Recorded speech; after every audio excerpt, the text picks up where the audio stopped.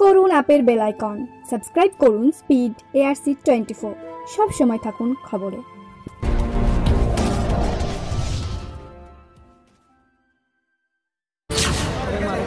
মিছিল এবং মিছিলের শেষে যে জনসভা, এই জনসভায় উপস্থিত এই এলাকার সর্বস্তরের আমার গুরুজন ব্যক্তিবর্গ, আজকে আমাদের সভায় এসেছেন আমাদের ঘরের মা, বোন, বৌদি, ভাবি, বুবু, আপা, বন্ধু, সহকর্মী সকলকে কংগ্রেসের মঞ্চ থেকে এই সহযোগিতা করার জন্য আমি আন্তরিক অভিনন্দন এবং কৃতজ্ঞতা জানাচ্ছি। এই এলাকার মানুষ আপনাদের উপস্থিতিতে একটা জিনিস প্রমাণ হচ্ছে, সেটা হলো কি, সকাল দেখলে বোঝা যায় দিন কেমন যাবে। সভা বলছে মুর্শিদাবাদে তৃণমূল পার্টি মুছে যাবে। মুর্শিদাবাদে তৃণমূল দলটা তৈরি হয়েছিল কংগ্রেসের ঘর ভাঙিয়ে, কংগ্রেসের ঘরে কিছু সিঁদেল চোর ঢুকিয়ে দিয়ে। সেই সিঁদেল চোররা মনে করলো যে যা পেলাম ঘটি বাটি দু চারটে নিয়ে চলে গেলাম, কংগ্রেস দলটা বুঝি শেষ হয়ে যাবে। আপনার ঘরের ঘটি বাটি দুটো চুরি হতে পারে, আপনার অট্টালিকা চুরি হয় না। তাই কংগ্রেস পার্টির দু চারটে চোরটা ছেঁচোর দল ছেড়ে গেলেও কংগ্রেস পার্টি, যে পার্টি আপনাদের দুয়া নিয়ে দয়া নিয়ে বেঁচে আছে, বড় হয়েছে, সেই পার্টির যে কিছু যায় আসেনি, আজকের জনসভা তার সব থেকে বড় প্রমাণ। অতএব সিঁদেল চোরের দল, তোমরা দিদির কোলে থাকো, তোমাদের জন্য এই এলাকার মানুষ আর নেই, এটা তোমরা জেনে নাও। আরে দিদি নিজেই এখন বলছে বিজেপির হাত থেকে বাঁচতে কংগ্রেসকে, সিপিএমকে সহযোগিতা করতে। একটু আগে বাপ্পা বল, যে নিজে বাঁচার খেয়াল রাখতে পারছে না, যে নিজেকে কি করে বাঁচাবে তার ব্যবস্থা করতে পারছে না, সে তোমাকে কি করে বাঁচাবে ভাই? দিদির সব থেকে বড় গুণ কি জানো? দিদি বলে কাজের সময় কাজই, আর কাজ ফুরালে পানি।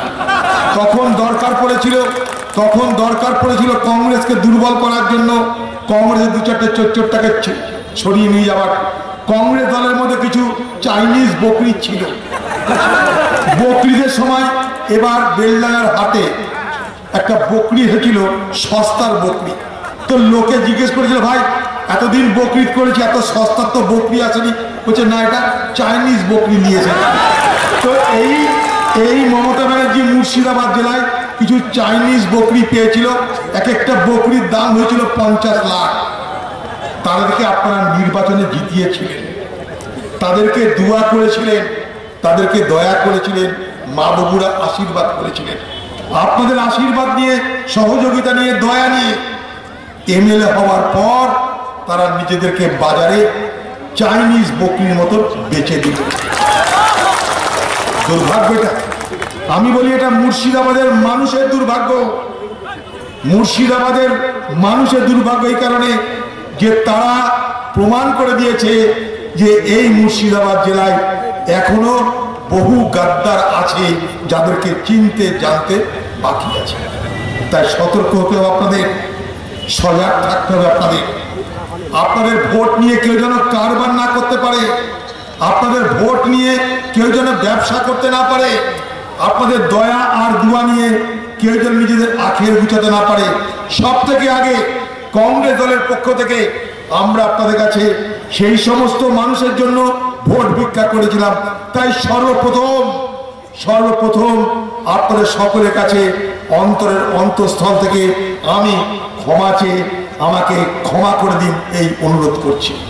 কারণ ভোটটা তো আমরাই চেয়েছিলাম, তাদের জন্য, সেই গাদ্দারদের জন্য আমরা ভোট চেয়েছিলাম। আমরা ভুল করেছিলাম, মানুষ চিনতে পারিনি, তাই আপনারা আমাদের নিজ গুণে ক্ষমা করে দেবেন। এই ভুল আমরা দুবার করব না। নেড়া কথাই বলে যে নেড়া হয় সে বেলতলায় একবারই যায়, দুবার যায় না। তো আমরা বুঝেছি যে এদেরকে দুবার আর সুযোগ দেওয়া যাবে না। এলাকার মানুষ, রাজনীতি সচেতন মানুষ আপনারা, আমি প্রথমেই বলতে চাই এলাকার মানুষকে যে একটা দিন দিল্লিতে আমার সঙ্গে কিছু বিজেপির এমপির কথা হচ্ছে, একটা জায়গায় থাকি তো সব দলের এমপিদের সঙ্গে সব দলের এমপিদের চেনা জানা হয়ে যায়। তো একটা বিজেপির এমপি জিজ্ঞেস করছে যে দাদা আপনি কোথা থেকে জিতে এসেছেন? তাই বললাম পশ্চিমবঙ্গের মুর্শিদাবাদ জেলা থেকে। বলছি আচ্ছা, তো শুনেছি মুর্শিদাবাদ জেলায় সব মুসলমান মানুষ বসবাস করে। তো আমি বিজেপি নেতাটাকে বললাম তোমরা মানুষকে দেখো কে হিন্দু কে মুসলমান, আমরা তো মানুষকে মানুষ হিসাবে দেখি, তাই অত খোঁজ রাখি না কত মুসলমান বাস করে। কিন্তু হিসাব বলছে যে সারা ভারতবর্ষে এককভাবে কোনো জেলায় সব থেকে বেশি মুসলমান বাস করে, তার নাম মুর্শিদাবাদ জেলা। তারপর আমি তাকে বললাম যে তোমরা তো পার্লামেন্টে ধর্মনিরপেক্ষ পার্টির বিরুদ্ধে অনেক গালাগালি দাও, হিন্দুত্বের কথা বলো, তো ভারতবর্ষ কোথায় দাঁড়িয়ে আছে? ভারতবর্ষের প্রত্যেকটা রাজ্যের জন্য, ভারতবর্ষের সব পার্টির জন্য আমি একটা উদাহরণ পেশ করতে পারি, যে উদাহরণের নাম জঙ্গিপুর। যদি বলেন কেন? যে জঙ্গিপুরে 70% উপরে মানুষ মুসলমান, সেই জঙ্গিপুরে তারা এমপি করেছে ব্রাহ্মণ সন্তান প্রণব মুখার্জিকে। এটা সারা ভারতবর্ষে একটা উদাহরণ। ভারতবর্ষের কোন রাজ্যে এই উদাহরণ দেখাতে পারবেন না যে 70% মুসলমান জিতছে সেখানে ব্রাহ্মণ সন্তান না। তাই ভারতবর্ষে যদি ধর্মনিরপেক্ষ জেলা হিসাবে কোনো উদাহরণ তৈরি করতে হয়, সেই ধর্মনিরপেক্ষ জেলার শ্রেষ্ঠ উদাহরণের নাম আমার জেলা মুর্শিদাবাদ। প্রণব মুখার্জি এখানে আসতে চাইনি, নির্বাচনে দাঁড়াতে ভয় পাচ্ছিলেন। আমি তাকে বলেছিলাম আপনি চলুন, আমাদের উপরে ভরসা রাখুন। তাকে অনেকে বুঝিয়েছিল মুসলিম অধ্যুষিত জেলায় যাবেন না, হেরে যাবেন। প্রণব মুখার্জি তাই খুব দ্বিধায় ছিলেন। আমার আজও মনে আছে, আজ তিনি নেই, আজ তিনি স্বর্গবাসী হয়েছেন, ভারতবর্ষের রাষ্ট্রপতি হয়েছিলেন। কিন্তু আমি তাকে বারবার করে বলেছিলাম মুর্শিদাবাদ সম্পর্কে আপনাদের ধারণায় গলত আছে। মুর্শিদাবাদের মানুষকে বলেছিলাম যে মুর্শিদাবাদের মানুষ, আমি মুর্শিদাবাদ জেলার পক্ষ থেকে একটা মেহমান নিয়ে এসেছি। মেহমানিতে নিশ্চয়ই আপনারা খেয়াল রাখবেন, কারণ আমাদের জেলার সংস্কৃতি হচ্ছে এই যে আমরা মেহমানি করতে ত্রুটি করি না। তাতে আমাদের অভাব থাকতে পারে, পয়সা কম থাকতে পারে, সংসারে সমস্যা থাকতে পারে, কিন্তু মেহমান ঘরে এলে সেই মেহমানি করতে আমার জেলার কোনো মানুষ পরোয়া করে না। তাই সেই জেলার মানুষের জন্য আমি গর্ববোধ করি, এবং এটা একবার নয় বারবার আমি ভারতবর্ষের বিভিন্ন এমপিদেরকে আমার জেলার কথা বলি। এলাকার মানুষ, আজকে ভারতবর্ষে এই ধর্মনিরপেক্ষতার খুব প্রয়োজন। ভারতবর্ষ দুর্বল হচ্ছে, ধর্মনিরপেক্ষতা দুর্বল হচ্ছে বলে। আর এই ধর্মনিরপেক্ষতাকে পরিকল্পিতভাবে দুর্বল করে হত্যা করার চেষ্টা করছে। খুব সতর্ক থাকতে হবে আমাদের। আজ থেকে নয়, এই বিজেপি পার্টি 1915 সাল থেকে তারা চেষ্টা করছে ভারতবর্ষের রাজনীতিটাকে সাম্প্রদায়িক মেরুকরণ করে দেওয়া। ভারতবর্ষের রাজনীতিকে সাম্প্রদায়িক মেরুকরণ করার প্রচেষ্টা বিজেপি পার্টির আজকের নয়, 1915 সাল থেকে চলছে। তাদের একটাই বক্তব্য যে এদেশ হিন্দুদের দেশ, তাই এখানে হিন্দুত্বকে স্থাপন করতে হবে। যে হিন্দুদের দেশে সকলকে হিন্দুদের সংস্কৃতি ধর্ম মেনে চলতে হবে। এটা আজকের প্রচার নয়, বহু পুরনো প্রচার। আজকে দেশ নায়ক মহানায়ক নেতাজি সুভাষচন্দ্র বোসের 125তম জন্মজয়ন্তী। এই নেতাজি সুভাষচন্দ্র বোস একদিন আরএসএস এর নেতা, বিজেপির নেতা সাভারকার তাকে বলেছিল যে তোমরা ধর্মান্ধতা ত্যাগ করে, সাম্প্রদায়িকতা ত্যাগ করে দেশকে স্বাধীন করার লক্ষ্যে সংগ্রাম করে। উত্তরে সাভারকার বলেছিল যে আমরা চাই আমাদের হিন্দু ঘরের ছেলেরা সামরিক বাহিনীতে যোগদান করে ব্রিটিশকে আরো বেশি শক্তিশালী করুক। কেন ব্রিটিশকে শক্তিশালী করতে হবে? এই কারণে একমাত্র ব্রিটিশ ভারতবর্ষে এসেছিল বলে মুঘল সাম্রাজ্যের পতন হয়েছিল, তাই মুসলমানদের পতন হয়েছিল ব্রিটিশের জন্য। ব্রিটিশকে সমর্থন করা হিন্দুদের দায়িত্ব। অতএব প্রচার আজকের নয়। ভারতবর্ষের কংগ্রেস কি বলেছিল? শুধু ভারতবর্ষের কংগ্রেস, ভারতবর্ষের জ্ঞানী গুণী সমস্ত ব্যক্তি, কবি, সাহিত্যিক সকলের বক্তব্য কি? যুগ যুগ ধরে এই ভারতবর্ষে পৃথিবীর বিভিন্ন প্রান্ত থেকে বিভিন্ন জাতি বর্ণের মানুষ এসেছে। তারা এসেছে, থেকেছে, মিলেছে, মিলিয়েছে এবং ভারতবর্ষের সংস্কৃতি তৈরি করেছে। আমি নই, কবিগুরু রবীন্দ্রনাথ ঠাকুর বলছেন, দেবে আর নেবে, মিলাবে মিলিবে, যাবে না ফিরে, এই ভারতের মহামানবের সাগর তীরে। আমি বলিনি, কবিগুরু রবীন্দ্রনাথ ঠাকুর বলছেন ভারতবর্ষ নামক দেশ তার সংস্কৃতি কাউকে দিয়েছে, বাইরের সংস্কৃতি নিয়েছে, দুই সংস্কৃতি মিলে মিশে সংস্কৃতির সংশ্লেষ হয়েছে, ভারতবর্ষ গড়ে উঠেছে। আমি আজকের হিন্দুত্ববাদীদের, যাদের সঙ্গে হিন্দু ধর্মের কোনো সম্পর্ক নাই, বিজেপির হিন্দুত্বের সঙ্গে ভারতবর্ষের হিন্দু ধর্মের কোনো সম্পর্ক নাই। আমি পৃথিবীতে নরেন্দ্রনাথ দত্ত, যার নাম স্বামী বিবেকানন্দ, তার উপরে কোন হিন্দু সাধক আছে বলে বিশ্বাস করি না। সেই স্বামী বিবেকানন্দ তিনি কি বলছেন? তিনি বলছেন হিন্দুরা বিশ্বাস করে হিন্দু ধর্ম সত্য, হিন্দুরা বিশ্বাস করে পৃথিবীর সব ধর্ম সত্য। এটাই হচ্ছে হিন্দু ধর্ম। অর্থাৎ হিন্দুরা যেমন মনে করে হিন্দু ধর্ম সত্য, হিন্দুরা এটাও মনে করে পৃথিবীর সব ধর্ম সত্য। পৃথিবীর বড় বড় জ্ঞানী ব্যক্তিরা তারা কি করেছে? তারা তাদের অনুসন্ধান করেছে, সর্বশক্তিমানকে জানার অনুসন্ধান করেছে, চর্চা করেছে, জানার চেষ্টা করেছে এবং জেনেছে। জানার পর তারা ভিন্ন ভিন্ন নামে তাদের ডেকেছে।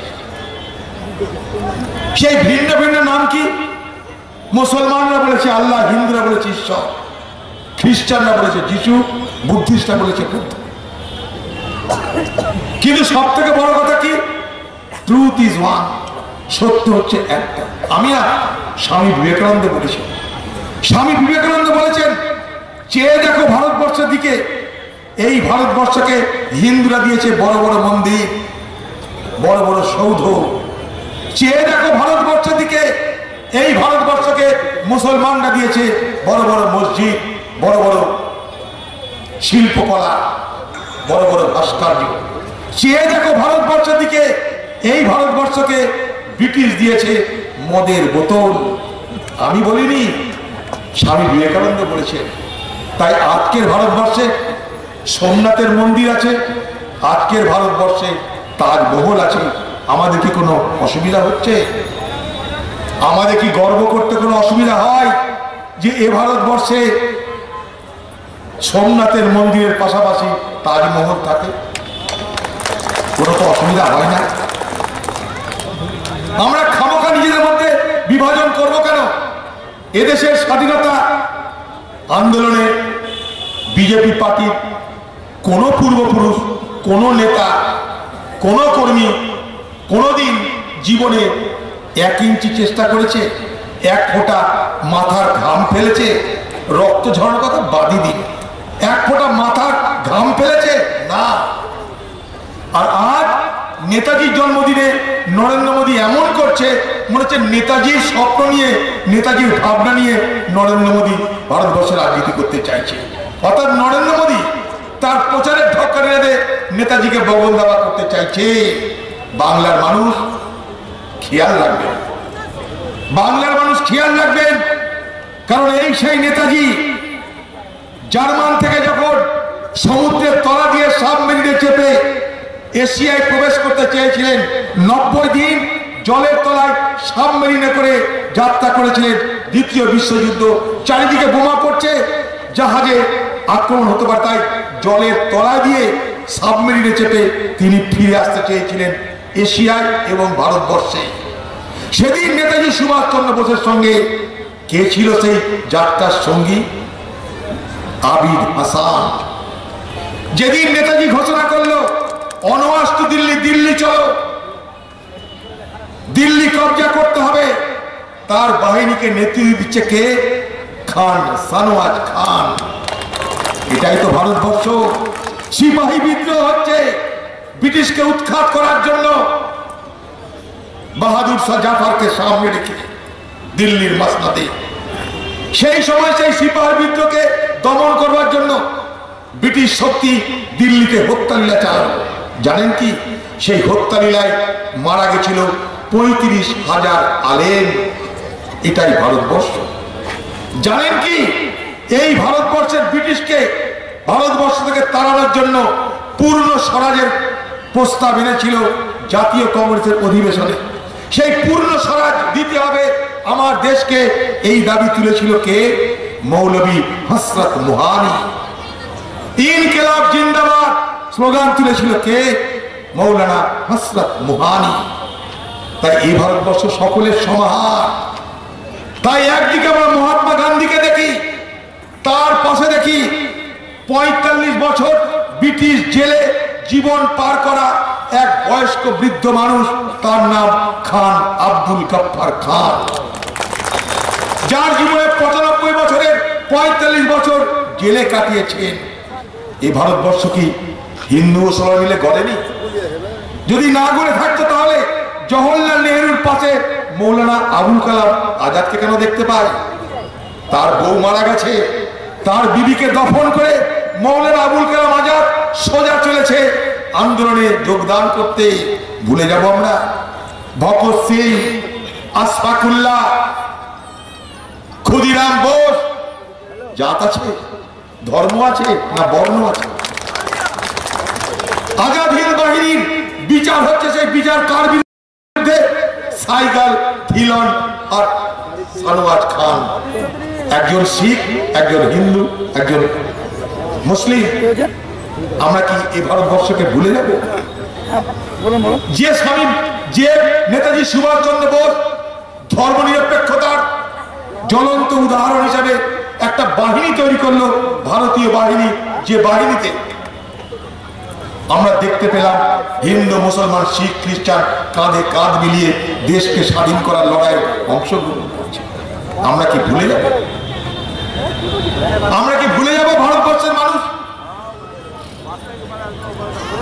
তাই এলাকার মানুষ এই ভারতবর্ষের সংস্কৃতিকে মুছে দেওয়ার চেষ্টা হচ্ছে খুব পরিকল্পনা করে, সুকৌশলে। হিন্দুদেরকে বোঝানো হচ্ছে হিন্দু, তোমাদের জন্য বিজেপি পার্টি। তাই দেখছো না আমরা এনআরসি নিয়ে আসছি মুসলমানদের টাইট দিবার জন্য। তাই দেখছো না আমরা নাগরিক আইন নিয়ে আসছি মুসলমানদের টাইট দেওয়ার জন্য। কি টাইট দিবি ভাই? কি টাইট দিবি তোরা? আসামে এনআরসি পরীক্ষা করলি তোরা। আসামের এনআরসি 1951 সাল থেকে চলছে। ওটা হিন্দু মুসলমানের বিভাজনের জন্য নয়, কারা দেশি আর কারা বিদেশি তার একটা তালিকা তৈরি করার প্রয়োজন হয়েছিল সুপ্রিম কোর্টের নির্দেশে। বিজেপি কি করলো? ওইটাকে অস্ত্র বানালো। অস্ত্র বানিয়ে বলল, দেখছো আমরা আসামে কিরকম করে মুসলমানদের হুঁক দেওয়ার ব্যবস্থা করেছি, সবকে তাড়িয়ে ছাড়বো, তোমরা আমাদের সঙ্গে থাকো, সারা ভারতবর্ষে আমরা এনআরসি চালু করবো। অমিত শাহ বলে দিল মুসলমানরা উইপোকার মতন আমাদের সব খেয়ে নিল। বাচ্চা পার্লামেন্টে দাঁড়িয়ে বলেছিলাম আমি, তো আসামে কেন এনআরসির কথা বলছেন? আপনাদের হাতে তো 22টা রাজ্য, সেখানে এনআরসি চালু করছেন না কেন? চালু করতে ধরা পড়ে যাবে, তাহলে তো রাজনীতি হবে না। তাই এনআরসি জুজু দেখানো হবে, কিন্তু বিজেপির পরিচালিত রাজ্যে এনআরসি কখনো চালু করা হবে না। আমি পার্লামেন্টে দাঁড়িয়ে অমিত শাহকে বললাম, আরে ও অমিত শাহজি, আমার বাপ বাংলাদেশি, আমার মা বাংলাদেশি, আমি বাংলাদেশি, তোর বাবার খবর হলো আমাকে পাঠা। তো যদি বাপের খবর থাকে আমাকে বাংলাদেশি পাঠা, আমি ঘোষণা করলাম পার্লামেন্টের মধ্যে দাঁড়িয়ে, অন রেকর্ড, পার্লামেন্টে দাঁড়িয়ে ঘোষণা করছি আমি বাংলাদেশি, তোর বাপের খাওয়া থেকে পাঠিয়ে। রাজনীতির জন্য শুধুমাত্র ভোটের জন্য, হিন্দু ভোটকে এককাট্টা করার জন্য হিন্দুরা বিভ্রান্ত হবেন না। আসামে এনআরসি করেছিল, 19 লক্ষ লোকের নাম বার করা হয়েছিল, সেই 19 লক্ষ লোকের মধ্যে 14 লক্ষ হিন্দু। আর বলবেন হিন্দুরা এনআরসি চাই? আর বলবেন 19 লক্ষের 14 লক্ষ হিন্দু, তাও সেটা বিজেপির রাজ্য। এখন বিজেপি আর এনআরসির কথা বলছে। বাংলায় ভোট হচ্ছে, এনআরসি করছে না, কারণ আছে। কারণ কি জানেন? আসামেও ভোট আছে, এখানে যদি বেশি আওয়াজ করে আসামে হুক খাবে। তাই নাগরিক আইনের কথা এ রাজ্যের বেশি আওয়াজ মারছে না। খেয়াল করে দেখবেন, আসামে ভোট আছে, ওখানে বলেছে বিজেপি যে দেখো ভাই, আমরা নাগরিক আইন এনে হিন্দুদেরকে নাগরিক দেব, মুসলমানদেরকে নাগরিকত্ব দেব। আর আসামের স্থানীয়রা বলছে বিদেশি সবাই, হিন্দু হোক আর মুসলমান হোক, হিন্দু হোক আর মুসলমান হোক, বাংলাদেশ থেকে যারা এসেছে সবাই বিদেশি। বিজেপি বলেছে ফাফড়। আসামের লোক বলছে, বোঝার চেষ্টা করো, হিন্দু মুসলমান যারাই বাংলাদেশ থেকে এসছে সবাই বিদেশি। আর বিজেপি বলছে হিন্দুরা এদেশি, মুসলমানরা বিদেশি। ঝামেলা পড়েছে বিজেপি। এবার যদি এখানে এসে বলে যে আমরা বলেছি হিন্দুরা এদেশি, মুসলমান বিদেশি, তাহলে আসামে ঝাড় খাবে। ওই জন্য চুপ করে আছে। খেয়াল করে দেখবেন, 1.5 বছর নাগরিক আইন পাস হয়ে গেছে, কিন্তু চুপ করে আছে। কারণ ওরা জানে এটা তো ভোটের অস্ত্র, এটা তো ভোটের অস্ত্র। এটা দিয়ে সমাজের বিভাজন করো, সমাজের মধ্যে ঘৃণার বাতাবরণ তৈরি করো। কি কাকে কোথায় তাড়াবে বলুন তো? এই ভারতবর্ষে 15-16 কোটি মুসলমান আছে। মোদী তো বাবার জমিদারি আছে, সেখানে নিয়ে যাবে আমাদের। কে কাকে তাড়াবে, কোথায় নিয়ে যাবে বলুন? 15-16 কোটি মুসলমান, সব মুসলমান যদি মনে করে হ্যাঁ আমরা এই দেশে থাকবো, তা কোন দেশে নিয়ে যাবি বল? কোন দেশে নিয়ে যাবি? কোন দেশ আছে এরকম? হ্যাঁ, তোমরা বলছো বাংলাদেশে থেকে যারা এসছে বাংলাদেশে যেতে হবে। তো বাংলাদেশে যদি যেতে হয় তাহলে বাংলাদেশের সরকারের সঙ্গে তো কথা বলতে হবে যে ভাই তোমাদের লোক আমাদের এখানে ঢুকে গেছে, আমরা তাদেরকে পাঠাবো, তোমরা তাদেরকে গ্রহণ করো। বলতে হবে তো। বলেছে কোনোদিন? কোন আলোচনা করেছে? বাংলাদেশের সঙ্গে এত বৈঠক হচ্ছে, সেই বৈঠকে কোনোদিন এ কথা উঠিয়েছে না। তোমরা জানে তো এটা আমাকে ভোটের জন্য করতে হবে। অতএব হিন্দুরা বিভ্রান্ত হবেন না এই চিটিংবাজদের পাল্লায় পড়ে, এটুকু আপনাকে বলে দিলাম। এরা হিন্দুত্ব কিছু বোঝে না, হিন্দুত্বকে মানে না। এরা হিন্দু ধর্ম নিয়ে এরা ব্যবসা করে, ভোটের ব্যবসা করে, নির্বাচনের ব্যবসা করে। তাই আমাদের সমাজে বিভাজন করে লাভ নাই। আমাদের সমাজে বিভাজন করে খামোখা আমরা নিজেরা একে অপরকে ঠকিয়ে লাভ কি? সবাই মিলে এদেশ গড়েছি, সবাই মিলে এদেশ বানাবো, সবাই মিলে এদেশকে বড় করতে হবে। এদেশ সকলের দেশ। এই সত্য কথাটা আমাকে আপনাকে সকলকে বুঝতে হবে। এইটা ওরা বিভ্রান্ত করতে চাইছে, ওরা এটাকে বিভ্রান্ত করতে চাইছে। ওরা দেশের জন্য কিছু করছে না। আপনি বলুন, 7 বছর মোদির ক্ষমতা থাকা হয়েছে, কি পরিবর্তন করেছে আমাদের জীবনে বলুন?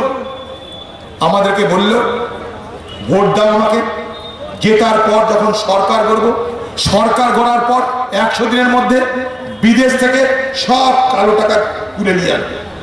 সেই কালো টাকার যা পরিমাণ, সেই কালো টাকা নিয়ে এসে জনে জনে আমরা বেটে দিব। এক একজন কত পাবে? 15 লাখ টাকা করে পাবে। 14 সালের ভোটের আগে আমাদেরকে এই ব্লাক মারা। আপনারা 15 লাখ তো ছাড়ুন, আমি তো 15 পয়সাও পাইনি। আপনারা কত পেয়েছেন আমার জানা নাই। প্রথম ধাপ্পা হয়ে গেল, প্রথম ধাপ্পা হয়ে গেল। ক্ষমতা এলো, রাতের বেলায় বলছে কাল থেকে 500 টাকা 1000 টাকা নোট সব বাতিল করে দাও। কেন? সব কালো বাজারিরা ধরা পড়ে যাবে, যাদের কাছে কালো টাকা আছে সব ধরা পড়ে।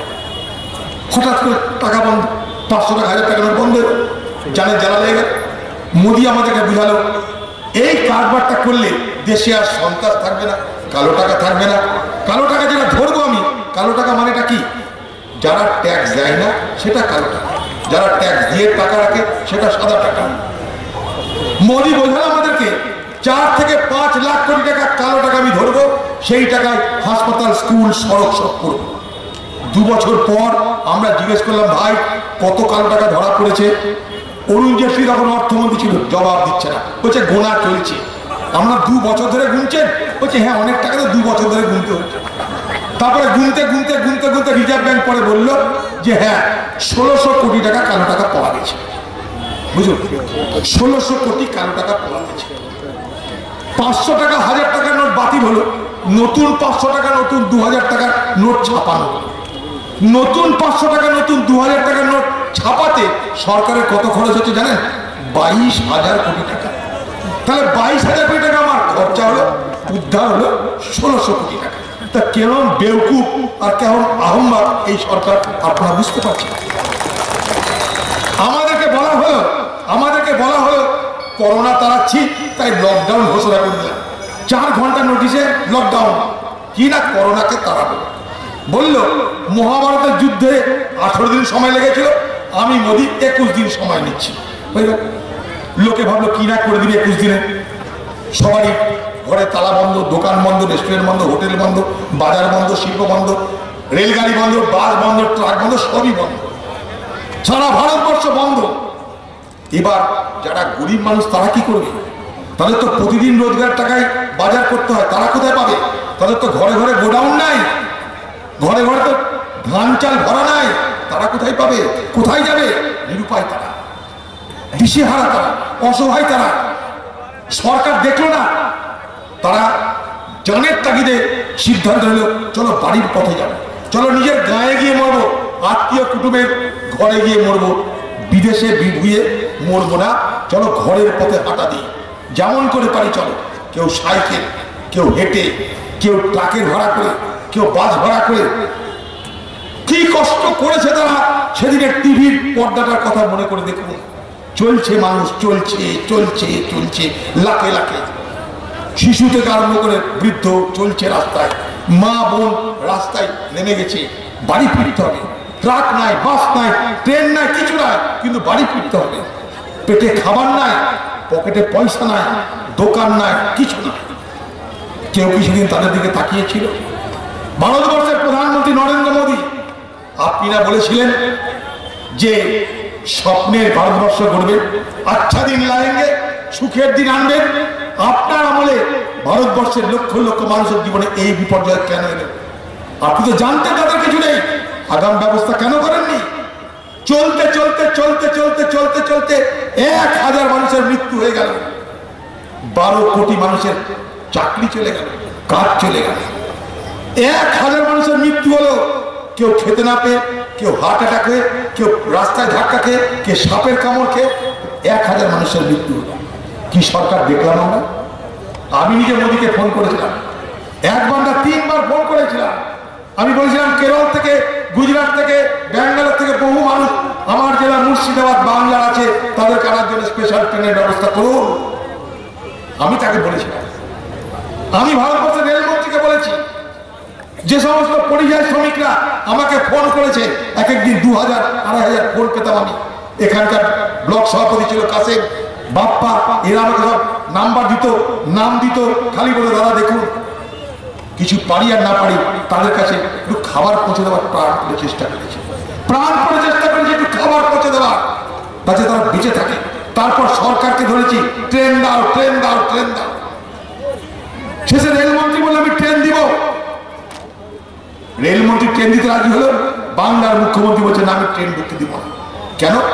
ওর ট্রেনে করে সব করোনা চলে আসবে, করোনা এক্সপ্রেস আমি নেব না। সেদিন আমি দেখে নিয়েছি, আচ্ছা দিন লানে বারাকা যে নায়ক নরেন্দ্র মোদী, তার মানসিকতা, মামাটি মানুষের নেত্রী মমতা ব্যানার্জি, তার মানসিকতা আমার দেখা হয়ে গেছে। মানুষের ভোট নাই, মানুষকে ভালোবাসতে জানে না, যারা বিপদের দিনে থাকবে না মানুষের পাশে, তাদেরকে আমি কি করে নেতা বলবো? কিভাবে তাদেরকে সরকার চালাচ্ছে বলবো?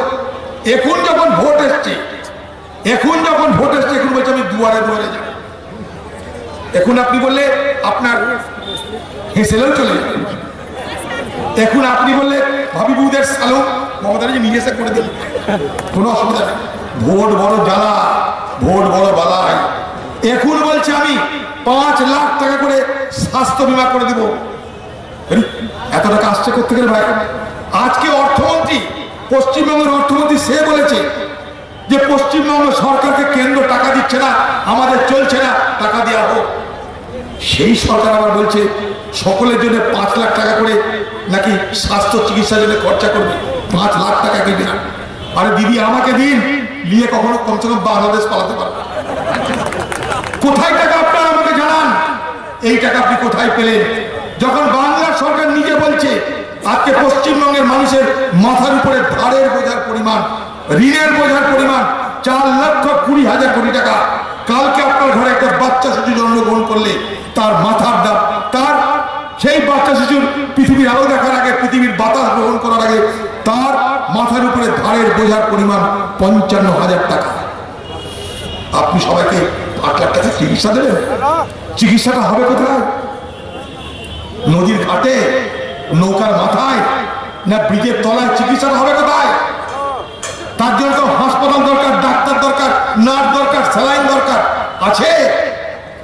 আপনার হাসপাতালে যেতে দালাল, বেড়াতে দালাল, ডাক্তার পাচ্ছেন আপনি আপনার কাছে? দেশে ডাক্তার নাই, হাসপাতাল নাই, নার্স নাই, আপনি বলছেন সকলের চিকিৎসা ব্যবস্থা করে দেবেন? আর পশ্চিমবঙ্গের মানুষ, তাদেরকে মূর্খ ভাববেন না, বোকা ভাববেন না। প্রতিদিন বাজারে যারা যায় তারা জানে যে বাজারে কিভাবে জিনিসপত্রের দাম আগুন দর হয়ে গেছে। সেখানে আপনি কোনো ব্যবস্থা নিয়েছেন? পশ্চিমবঙ্গের বেকার যুবকরা কেন গ্রাম ছেড়ে, গঞ্জ ছেড়ে, ভিটে মাটি ছেড়ে, বউ বাল বাচ্চা ছেড়ে বিদেশ গিয়ে পাড়ি দিচ্ছে রুটি রুজির জন্য? তাদের কারণ জানার চেষ্টা করেছেন? কেন বিড়ি শ্রমিকরা না খেতে পেয়ে টিভি হচ্ছে জানার চেষ্টা করেছেন? মন্ত্রী তো বানিয়ে দিয়েছেন এক বিড়ি কোম্পানির মালিককে, মন্ত্রী বানিয়ে দিয়েছেন বিড়ি কোম্পানির মালিককে। যে রক্ষক সেই ভোগ্য, সেই এখন কারখানা বন্ধ করে দিয়েছে। যে কারখানার মালিক সেই কারখানা বন্ধ করে দিয়েছে, কেউ কিছু বলার না। তার কারণ তিনি বিজেপি, তিনি দিদির দলের মন্ত্রী। তাহলে এবার কি করবে? কোন দিকে যাবে? তাদের জন্য মাথা ব্যথা আছে, বিড়ি শ্রমিকদের জন্য কোনো মাথা ব্যথা নাই, বেকার যুবকদের মাথা ব্যথা নাই, পরিযায়ী শ্রমিকদের জন্য মাথা ব্যথা নাই। দিদির মাথা ব্যথা কাদের জন্য? কাটমানি গেলা দেয় তাদের জন্য, পঞ্চায়েত যারা লুট করে তাদের জন্য। বাজারে আগুন, একদিকে মোদি, একদিকে দিদি লুট করছে। আজকে 97 টাকা, কোথাও 92 টাকা, কোথাও 87 টাকা 1 লিটার পেট্রোলের দাম। পেট্রোল ডিজেলের দাম হু হু করে বাড়ছে, গ্যাসের দাম হু হু করে বাড়ছে, জিনিসপত্রের দাম তো বেড়ে চলেইছে। সরকার কোথায়? মোদি নিচ্ছে এক্সাইজ ডিউটি, দিদি নিচ্ছে সেল ট্যাক্স। তেলের উপরে দুজনে মিলে লুট করছে, তেলের উপরে দুজনে মিলে লুট করছে। মোদি গত 6 বছরে তেলের উপরে দাম বাড়িয়ে কত টাকা কামিয়েছে জানেন? 23 লক্ষ কোটি টাকা। এই 23 লক্ষ কোটি টাকা মানুষকে দিতে পারতো, দেয়নি। দেশকে নাকি আর্থিক দিক থেকে উন্নত করতে হবে, তাই মানুষের ঘাড়ে বসে মানুষের গরদান কাটছে।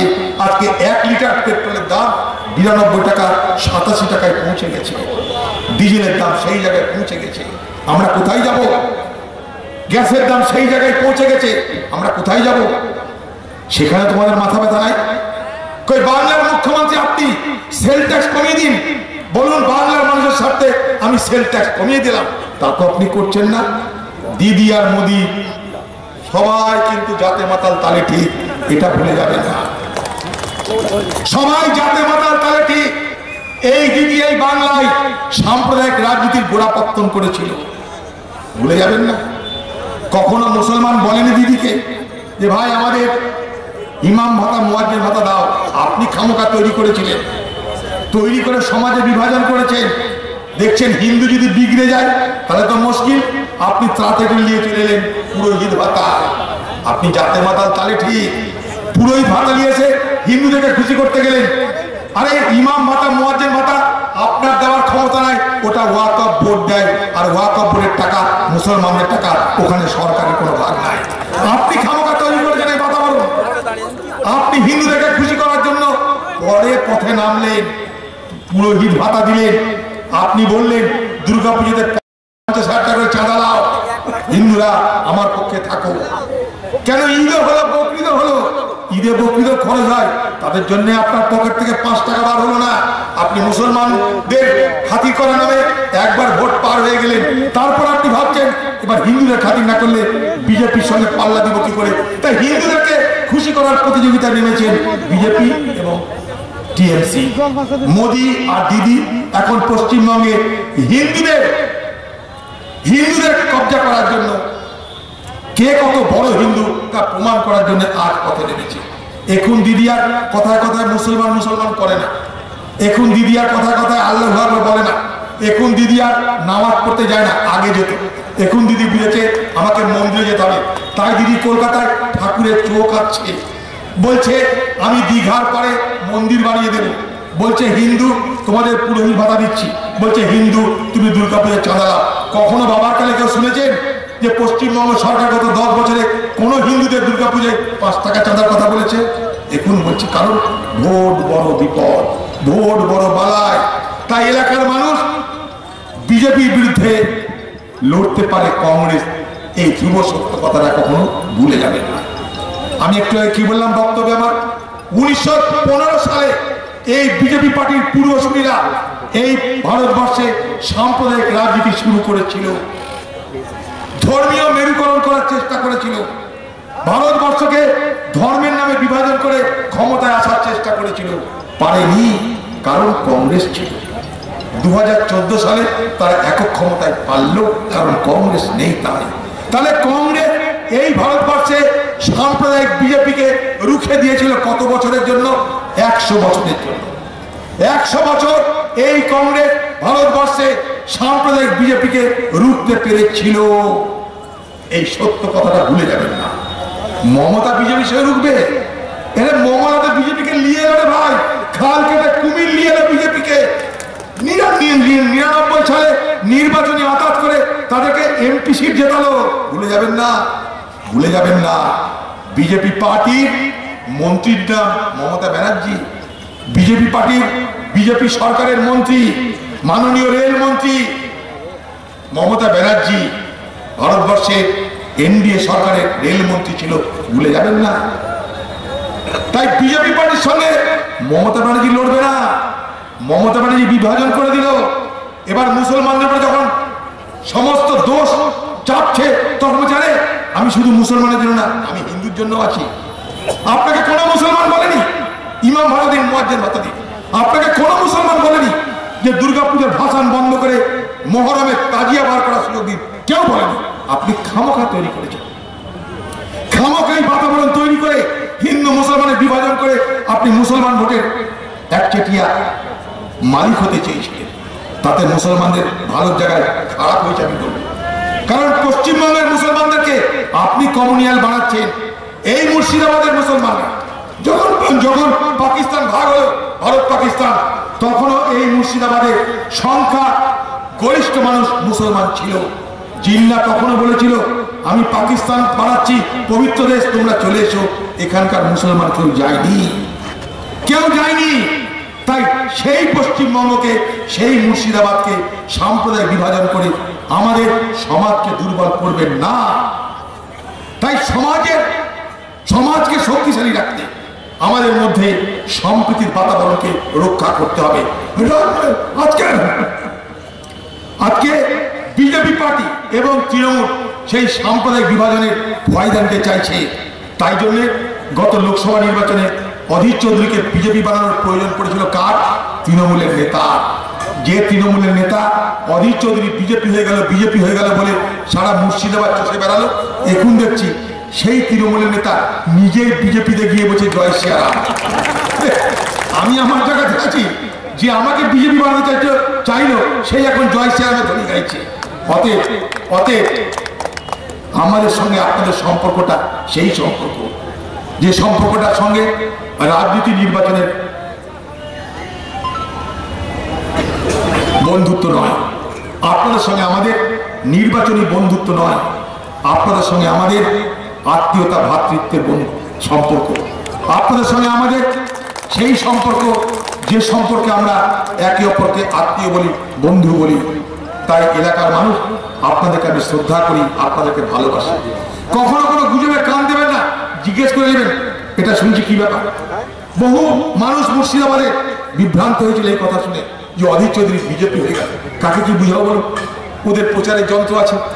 ওদের মন্ত্রী এসে রেজিনগরে গ্রামে গ্রামে বলছে, ওদের মন্ত্রী ফিরাদ হাকিম বলছে অধীর চৌধুরীকে ভোট দিও না, তাহলে গরু কাটা বন্ধ হয়ে যাবে। তাহলে যাও সরকার তোমাদের, আমি কি করে গরু কাটা চালু করবো ভাই? আমি কি করে গরু কাটা বন্ধ করব? আমি কি করে গরু কাটা চালু করব? আমি তো সরকার না। কিন্তু অধীর চৌধুরীকে কালিমা লিপ্ত করতে হবে, অধীর চৌধুরীকে কলুষিত করতে হবে, অধীর চৌধুরীকে মানুষের কাছে খারাপ করতে হবে, অধীর চৌধুরীকে হারাতে হবে। তাই আমার নামে এই তৃণমূল পার্টি সারা মুর্শিদাবাদ জেলায় এই অপপ্রচার করি। আজ কোথায় তোরা? আজ কোথায়? পার্লামেন্টে দেখি তোদের বাপ্পা বলছিল নাগরিক আইনের ভোটের দিন 8টা বেলা হুড়ুট করে পালিয়ে গেল। আরে বারে মজা, আমরা কিছু বুঝি না। দিদি এদিকও ঠিক রাখবে, দিদি ওদিকও ঠিক রাখবে, দিদি মোদিকেও ঠিক রাখে, দিদি দিদিকেও ঠিক রাখে। দিদি হচ্ছে 60 শিয়ানা 1 শিয়ানা। মাথায় রাখবেন এগুলো, যা বলে গেলাম পরে মিলিয়ে নেবেন। তাই এলাকার মানুষ আপনাদের জন্য কংগ্রেস ছিল, আছে, থাকবে। মুর্শিদাবাদ জেলাকে সাম্প্রদায়িক শক্তির হাতে তুলে দেবেন না। মুর্শিদাবাদ জেলার ধর্মনিরপেক্ষতা রক্ষা করতে পশ্চিমবঙ্গের ধর্মনিরপেক্ষতা, ভারতবর্ষের ধর্মনিরপেক্ষ শক্তি হিসাবে কংগ্রেসকে তার প্রমাণ দিতে হয় না। যতদিন কংগ্রেস ততদিন ধর্মনিরপেক্ষতার লড়াই। সেই লড়াই মুর্শিদাবাদের কংগ্রেস ছিল, আছে, থাকবে। এই মুর্শিদাবাদ জেলাকে আমরা উদাহরণ হিসাবে তৈরি করে পশ্চিমবঙ্গে পেশ করব। বলবো দেখো মুর্শিদাবাদ যা পারে তোমরা তা করার চেষ্টা করো। তাই এলাকার মানুষ আপনাদের দুয়া আশীর্বাদ আমাদের প্রয়োজন। তার কারণ আমাদের টাকা, আমাদের শক্তি মূল সরবরাহকারী, মূল উৎস আপনাদের দুয়া আর আশীর্বাদ। তাই আপনাদের দুয়া আশীর্বাদ আমাদের শক্তি, সেই শক্তি আমরা চাই আপনাদের কাছে। তাই আগামী নির্বাচনে আপনাদের এই শক্তি আমাদের জন্য আপনারা প্রয়োগ করুন, এটাই আপনাদের কাছে আমার একান্ত আবেদন। কর্মীদেরকে বলবো, আজকে যেভাবে মিছিল করেছেন, যে উন্মাদনা উচ্ছ্বাস, সেই উন্মাদনা উচ্ছ্বাস কি আগামী দিনেও আপনারা এরকম কেন সাংবাদিক ডাকছেন? আগামী দিনে আপনারা এই উচ্ছ্বাস এবং উন্মাদনা নিয়ে কংগ্রেস দলকে শক্তিশালী করবেন। শেষ কথা বলতে চাই, না সংঘর্ষ না तकलीफ, मजा क्या है जीने में। बड़ा बड़ा तूफान थाम जाएगी जब आग लगी हो सीने में। हमारे हृदय যখন কংগ্রেসকে শক্তিশালী করবার আগুন আমরা জ্বালিয়েছি, সেই কংগ্রেসকে শক্তিশালী না করে আমরা থামবো না। কংগ্রেস কর্মীরা শপথ নিন, মানুষের সঙ্গে সুসম্পর্ক বজায় রেখে মানুষের দুয়া আশীর্বাদকে আমাদের পক্ষে নিয়ে আসার নিরলস প্রচেষ্টা করুন। আপনাদের সকলকে আমার ধন্যবাদ, সকলকে আমার নমস্কার, সালাম। আপনাদের সকলের কাছে দুয়া চেয়ে, আশীর্বাদ চেয়ে আমি আমার বক্তব্য শেষ করছি। জয় হিন্দ।